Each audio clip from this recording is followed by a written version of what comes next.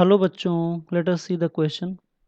The thermodynamic variables of a jar filled with gas A are P, V and T are, and another jar B filled with another gas are 2P, V by 4 and 2T, where the symbols have their usual meaning. The ratio of the number of molecule of jar A to those of jar B is.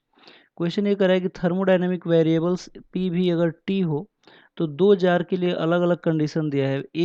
Jar ए के लिए P V and T है और jar B के लिए 2p v by 4 and 2t है। तो हमसे पूछ रहा है कि रेशियो पता करना है कि द नंबर ऑफ मॉलिक्यूल्स का of jar A to those of jar B का। ठीक है, तो आइए देखते हैं ये क्वेश्चन किस की कॉन्सेप्ट के ऊपर बेस्ड है और फिर इस क्वेश्चन को हम लोग अटेम्प्ट करेंगे।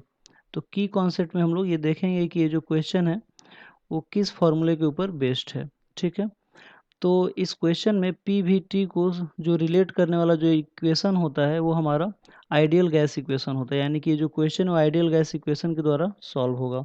यानी कि हम कह सकते हैं कि दिस क्वेश्चन इज बेस्ड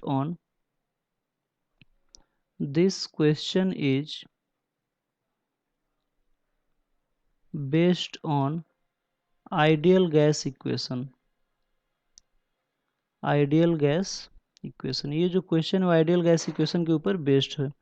क्या होता है आइडियल गैस इक्वेशन? तो आइडियल गैस इक्वेशन होता है P V equal to N R T. यहाँ पे पी प्रेशर होता है, वी वॉल्यूम होता है, एन नंबर ऑफ मोल्स होता है, आर जो होता है वो हमारा गैस कांस्टेंट होता है और टी यहाँ पे टेम्परेचर होता है। ठीक है ना, तो आइए देखते हैं कि सॉल्यूशन में कि क्या क्या गिवन है और फिर इस क्वेश्चन को हम लोग अटेम्प्ट करेंगे।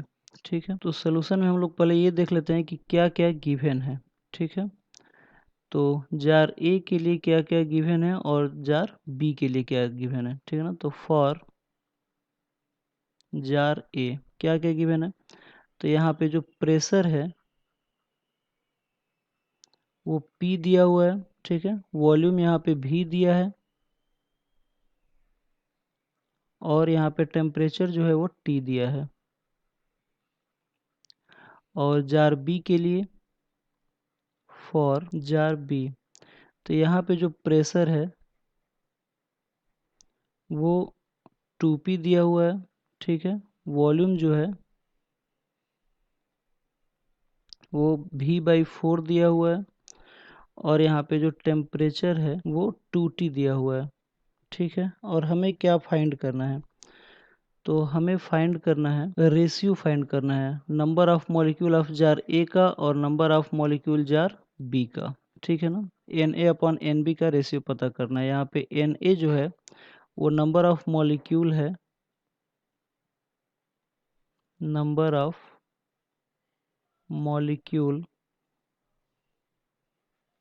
ऑफ जार ए अपॉन जो एन बी है वो हमारा नंबर ऑफ मॉलिक्यूल है ऑफ जार बी का। ठीक है, तो आइडियल गैस इक्वेशन जो हम लोगों ने की पॉइंट में समझा है कि पी वी इक्वल टू होता है एन आर टी। यहाँ पे जो एन होता है वो नंबर ऑफ मोल्स होता है, तो यहाँ पे हम लोग एन को चेंज कर सकते हैं, किस में चेंज कर सकते हैं, N upon N A.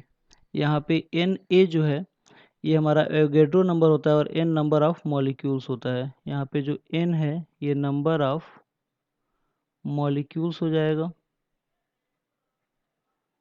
Upon number of molecules हो जाएगा, और एन ए जो है यहाँ पे ए सफिक्स में लगा हुआ है, ये जो होगा ये एवोगैड्रो नंबर होगा। ठीक है, एवोगैड्रो नंबर। तो अगर इसकी वैल्यू को हम लोग इस इक्वेशन में रखें तो हमें मिलेगा P V equal to capital N upon N A R T. ठीक है, तो यहाँ से अगर हम लोग एन की वैल्यू अगर निकालें तो कैपिटल एन इक्वल टू हमें मिल जाएगा P V N A, P V N A, यहाँ पे एन ए एवोगैड्रो नंबर है, अपॉन क्या मिल जाएगा, आर टी।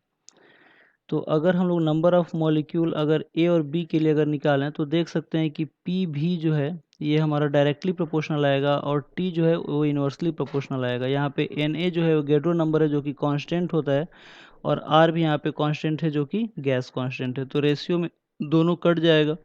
तो अगर हम लोग N A upon N B, यहाँ पे एन ए जो है वो number of molecule for gas A है, ना कि एवोगैड्रो नंबर है, ठीक है ना।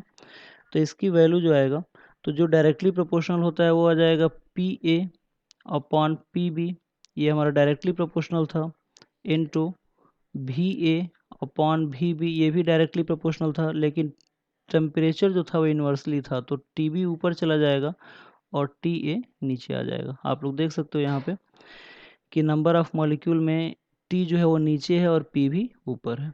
अच्छा, सबकी वैल्यू दिया हुआ है तो हम लोग रख सकते हैं। तो N A upon N B equal to आ जाएगा, पी ए की वैल्यू पी दिया हुआ था और पी बी मतलब कि जार बी के लिए 2p दिया हुआ था, इनटू यहाँ पे भी दिया हुआ था और ये v/4 दिया हुआ है, और टी बी की जो वैल्यू है ये 2t दिया हुआ है, और यहाँ पे टी ए की वैल्यू है ये t दिया हुआ है। तो इसकी वैल्यू अगर निकालें तो N A upon N B equal to हमें मिलेगा, यहाँ से p से p कट जाएगा, v से v और t से t, तो ये हमें आ जाएगा 4/1, यानी कि एन ए इस टू अगर एन बी अगर निकालें, जार ए और बी का जो रेशियो निकालें तो ये आ जाएगा 4:1। तो इस क्वेश्चन का जो सही आंसर होगा वो 4:1 होगा। तो आइए देखते हैं कि कौन से ऑप्शन में सही आंसर दिया हुआ है।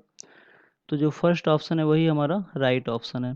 तो इस क्वेश्चन का जो फर्स्ट ऑप्शन होगा वही हमारा सही आंसर होगा। तो आई होप आप लोगों को ये क्वेश्चन समझ में आया होगा। Thank you very much, good luck.